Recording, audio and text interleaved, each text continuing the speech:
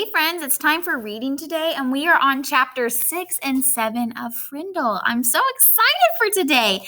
So let's go back over some of our anchor charts where we're adding things, we're working through the book, and we're figuring out how to apply some of these strategies I've taught you.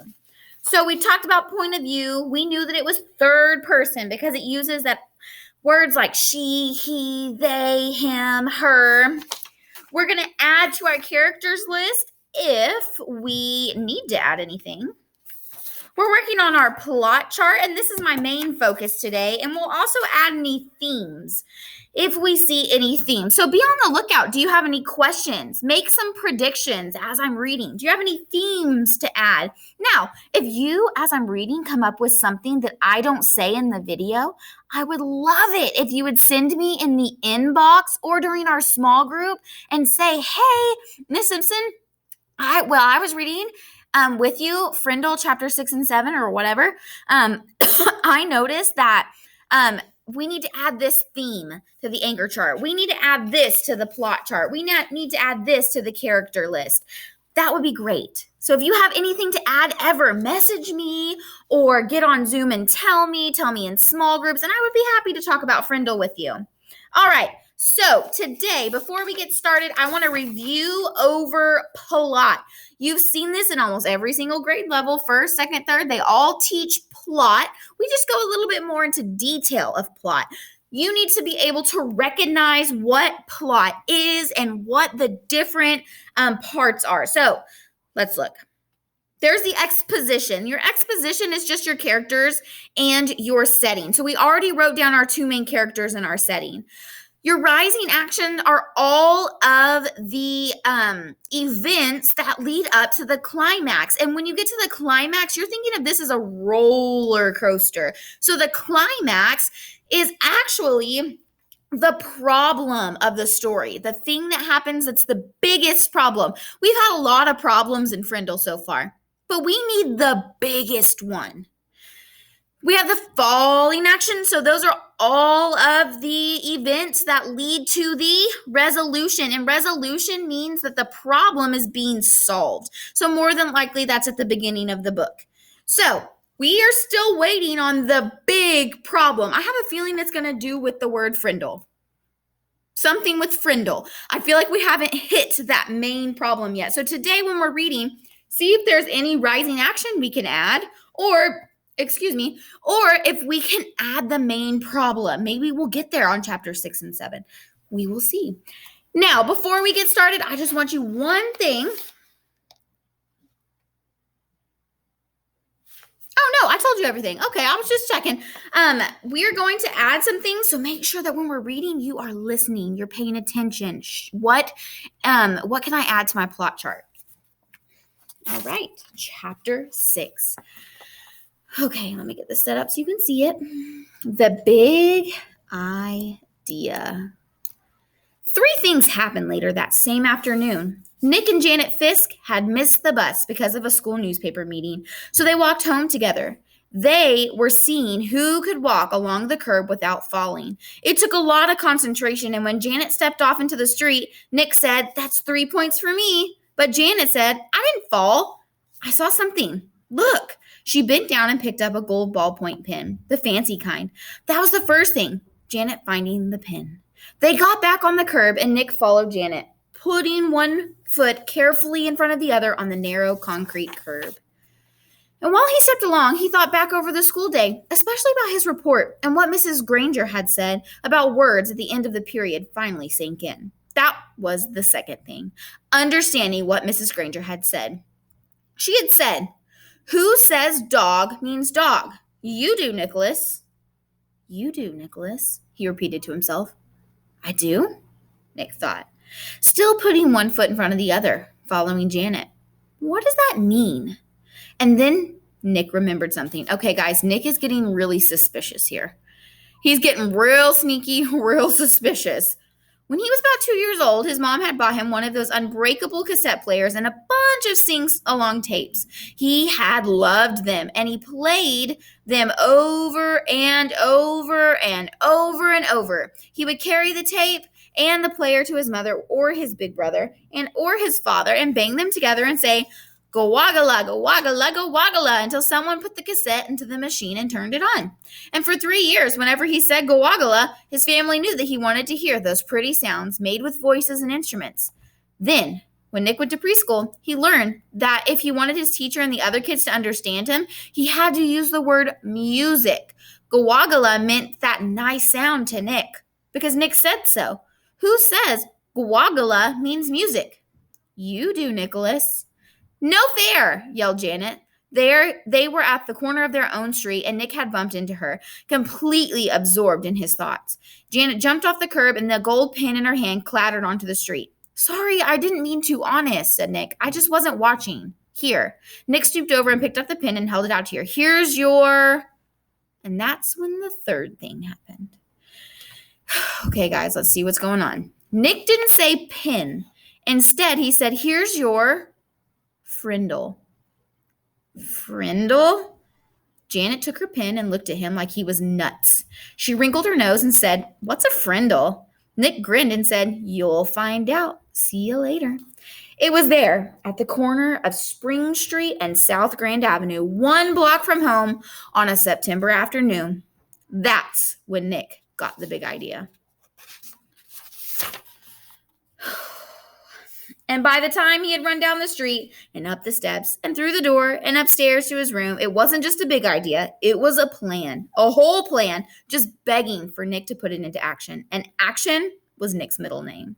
The next day after school, the plan began. Nick walked into the penny pantry store and asked the lady behind the counter for a Frindle. She squinted at him.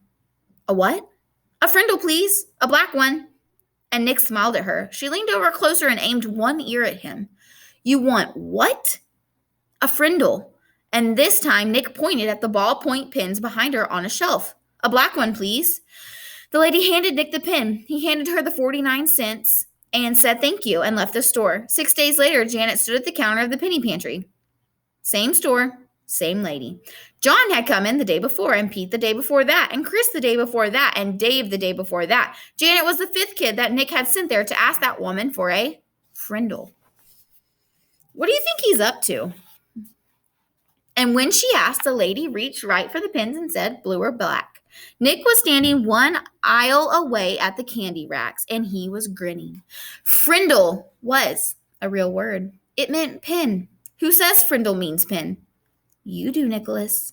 Half an hour later, a group of serious 5th graders had a meeting in Nick's playroom. It was John, Pete, Dave, Chris, and Janet. Add Nick, and that's 6 kids. 6 secret agents. They held up their right hands and read the oath Nick had written out. From this day on and forever, I will never use the word pin again. Instead, I will use the word Frindle, and I will do everything possible so others will too. And all 6 of them signed the oath with Nick's Frindle. The plan would work. Thanks, Mrs. Granger. Oh my gosh, guys. He's trying to say, so Mrs. Granger had said that if everybody believes that the word means what the word is said to be meant, then you know that that's what the word is. Dog is dog because we say that's what we call dogs. Well, he's now trying to change the word for pin. Do you think his teacher's going to be pretty happy about this? I don't. I think his teacher's going to be mad because she's mean. Okay, let's keep reading. Actually, let's add something to Rising Action because that's another event that's pretty important. Nick decided, remember, these are the events that lead up to the problem. I feel like the Frindle is going to be the big problem, but we'll see.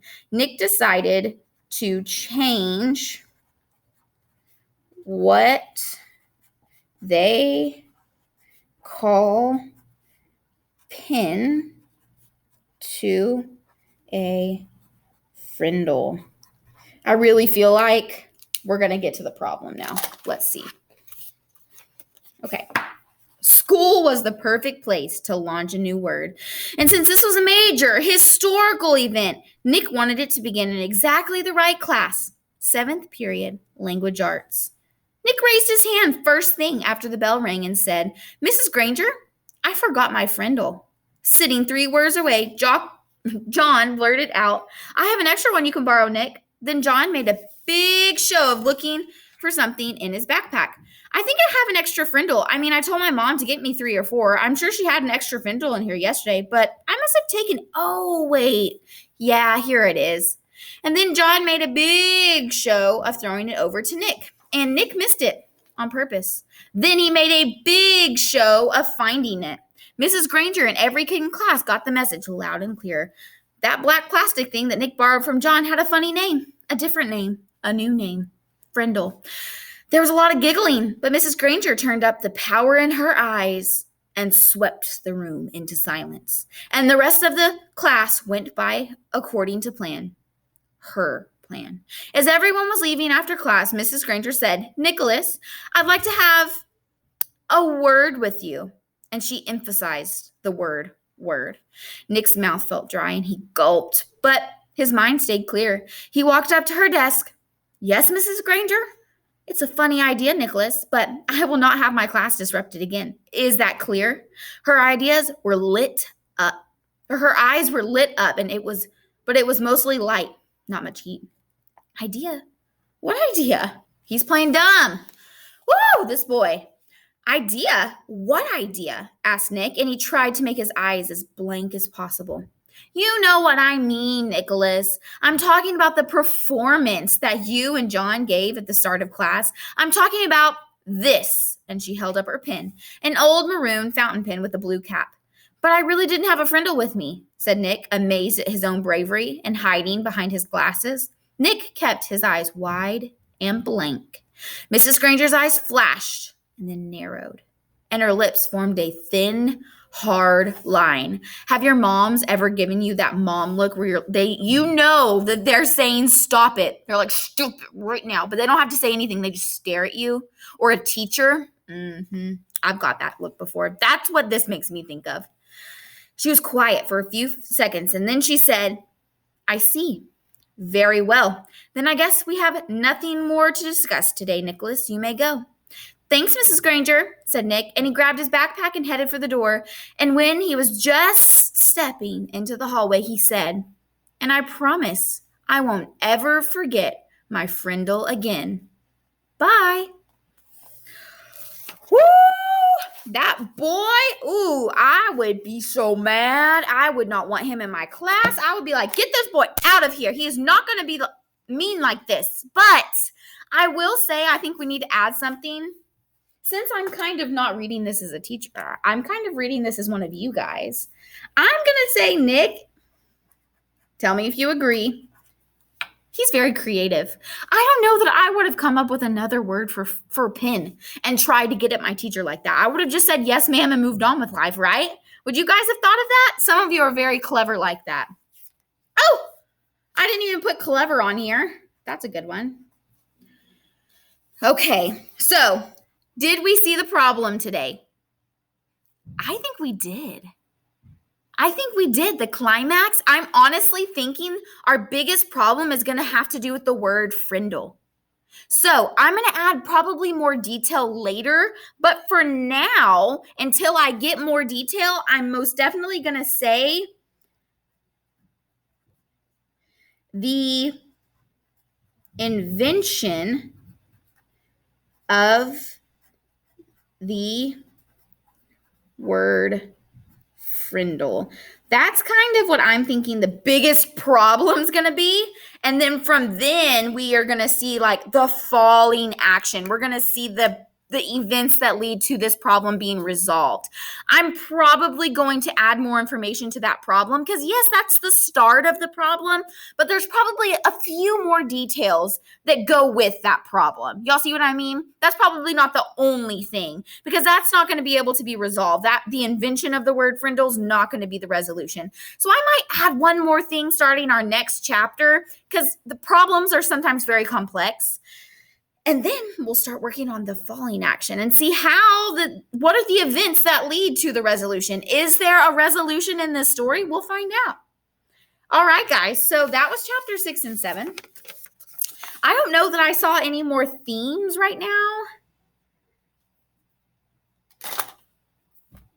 I'm trying to think of one and I just don't see a theme currently.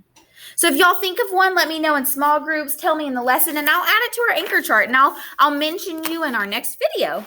But until then, guys, I am done for today, and for your assignment, you're going to, one of my favorite things. You're going to do a visualization over chapter 6 and 7. So get out a piece of paper.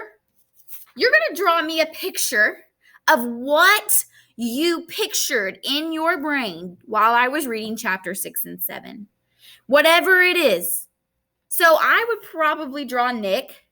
I would maybe when he found the pen and he called it a Frindle and he is handing it to Janet. I might draw Nick and the mean teacher having the conversation and talking about Frindle, or him leaving the classroom and going, bye, I will never forget my Frindle again. But then not only do you need to do your visualization, you need to explain it to me. So draw your picture and explain to me what you drew. What did you picture while I was reading? All right, guys, y'all have a great day.